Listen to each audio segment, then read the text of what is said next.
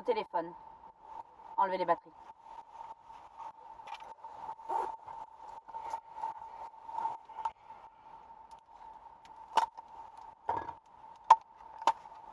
Pas d'enregistreur? Pas de micro? Non, comme convenu. Vos poches, videz-les. Voilà, c'est bon. Vous avez tout là? Scan. Bon, tenez. Comme ça, c'est réglé. Bien. Vous avez 10 minutes. Posez-moi toutes les questions que vous voulez. Soyez précis et dépêchez-vous. Ok. Bon, bah, on va commencer alors. Tu commences? Non, vas-y, commence. Ok. La première chose qu'on voudrait savoir, c'est si les opérations sous fausse bannière, qu'on appelle plus communément false flag, ont été utilisées ici. Connaissez-vous les méthodes utilisées par les mafieux? C'est-à-dire créer le désordre, mettre l'ordre. Eh bien, des gouvernements tout autour du monde reconnaissent s'être servis du truc de la brute. Exemple de la CIA qui, dans les années 50, avoue avoir engagé des Iraniens pour les faire passer pour des communistes et organiser des attentats à la bombe en Iran afin de retourner le peuple contre son premier ministre. Tout comme des officiers supérieurs des renseignements russes avouent que le KGB a fait exploser des immeubles d'appartements en 1999 et en a faussement accusé les Tchétchènes afin de justifier une invasion de la Tchétchénie, etc., etc. L'usage du brut est si courant qu'il lui a été donné le terrorisme sous faux drapeau. False flag. Mais Wikipédia vous l'explique mieux que moi. Ok. Donc, le gouvernement a déjà utilisé ce genre de méthode. Je vous ai répondu. Question suivante. Non, mais attendez, c'est super flou là. Vous en parlez d'une manière Question assez... suivante, j'ai dit. Beaucoup de spécialistes prédisent une troisième guerre en Russie. Vous en pensez quoi? Quoi? Sérieux? Bon. Déjà, il y a plusieurs facteurs à prendre en compte. L'Union européenne est très dépendante de l'énergie russe. Et les États-Unis aimeraient bien faire cesser.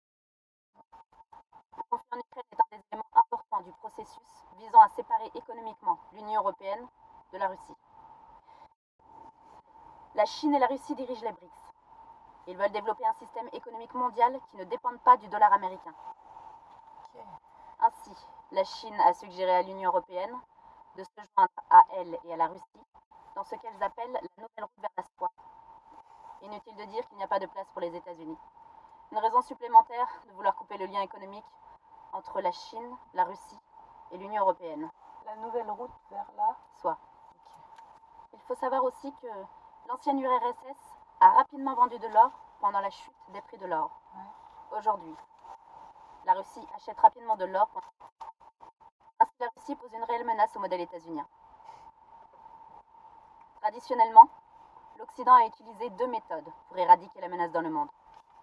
L'une de ces méthodes est celle de la révolution colorée. La seconde méthode est habituellement employée par l'Occident uniquement si la première échoue. C'est celle de l'agression militaire et des bombardements.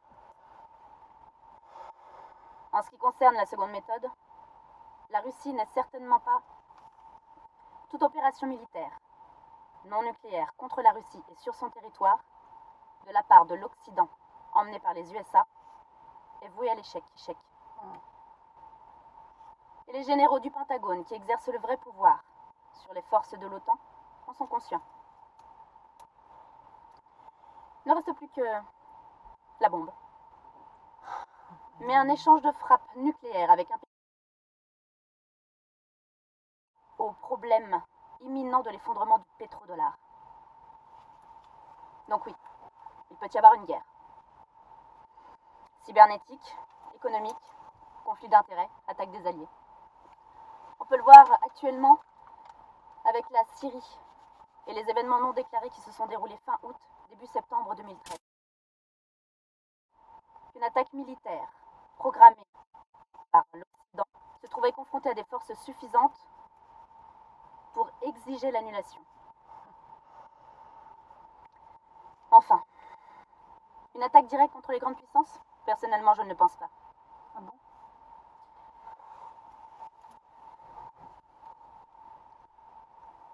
Après, je ne suis pas dans la tête de ceux qui dirigent vraiment.